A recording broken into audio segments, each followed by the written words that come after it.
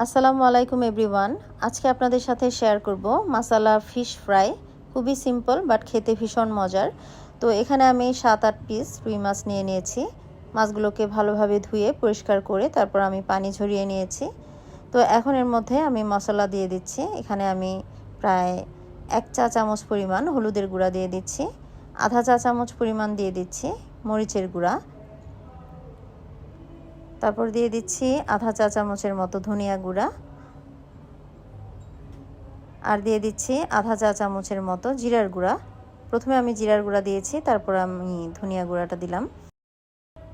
এখন দিয়ে দিচ্ছি স্বাদ অনুযায়ী লবণ।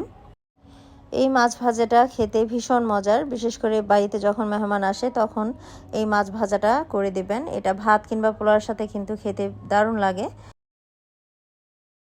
তো এখানে আমি প্রায় হাফ টিস্পুন দিয়ে দিচ্ছি আদা রসুনের বাটা, আর এখন দিয়ে দিচ্ছি সামান্য পরিমাণে সরিষার তেল।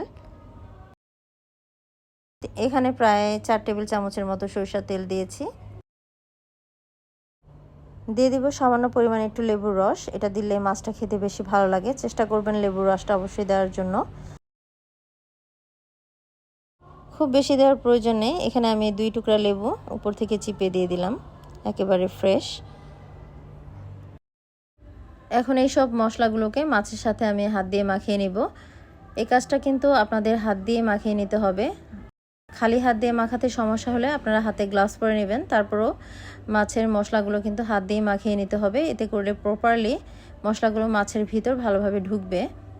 তো আমি একটু সময় নিয়ে মশলাগুলোকে মাছের সাথে মিশিয়ে দিচ্ছি। আর চেষ্টা করবেন অবশ্যই এখানে সরিষার তেলটা দেওয়ার জন্য, এতে করে মশলাগুলো মাখাতে ইজি হবে। তো সবগুলো মশলা আমার মাখিয়ে নেওয়া হয়ে গেছে। আমি একটু ভালোভাবে চেপে চেপে দিচ্ছি মশলাগুলো।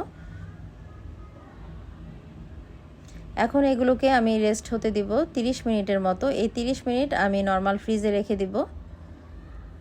30 মিনিট পর আমি ফ্রিজ থেকে বের করে নিয়েছি। মাছগুলোকে এখন ভেজে নিব। এখন কড়াইতে আমি পরিমাণ মতো সরিষা তেল দিয়ে দিচ্ছি। মাছগুলোকে কিন্তু সরিষা তেলেই ভাজবেন, এতে করে মাছের ফ্লেভারটা বেশি ভালো আসে।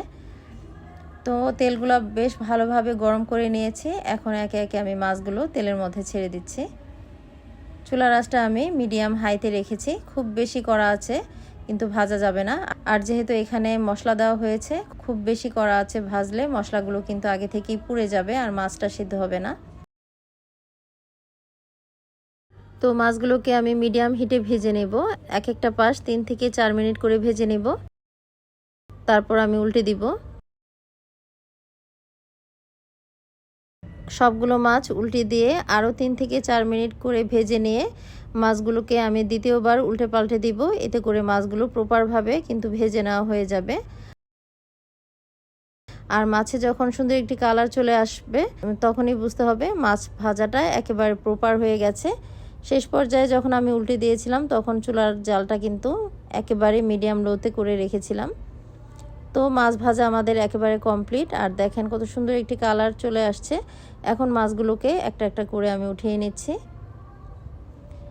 দেখলেন তো খুবই সহজে তৈরি হয়ে গেল মশলা ফিশ ফ্রাই। এটা যে কোনো অকেশনে কিংবা বাসায় মেহমান আসলে তৈরি করে খাওয়াতে পারেন। পোলাওর সাথে খুব ভালো লাগবে, তাছাড়া সাদা ভাতের সাথে তো ভালোই লাগবে। তো আশা করি সিম্পল এই রেসিপিটি ভালো লেগেছে। তো আজকে এখানেই বিদায় নিচ্ছি।